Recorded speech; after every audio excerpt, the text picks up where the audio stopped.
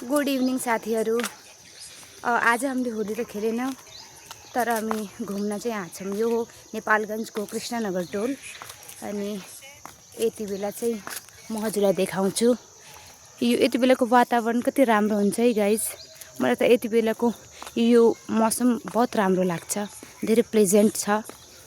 त्यसपछि हेर्नु न कति शान्त छ, मलाई बहुत मनपर्छ यस्तो वातावरण।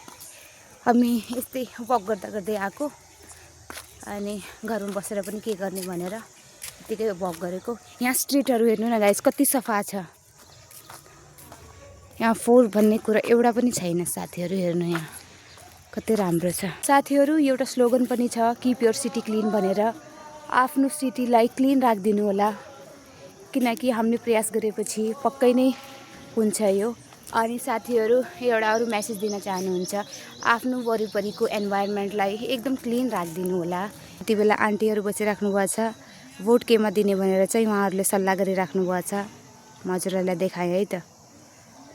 हेर्नु कस्तो राम्रो ग्रिनरी छ, मलाई यस्तो मन परेको छ यति बेला। साथीहरू अब हामी वक गरेर घरतिर लाग्यौँ। यति बेला यति राम्रो इन्भाइरोन्मेन्ट छ कि घरतिर जाने मनै लागिरहेको छैन। त्यही पनि अब घरतिर लाग्यौँ, कति घुम्ने हो र होइन।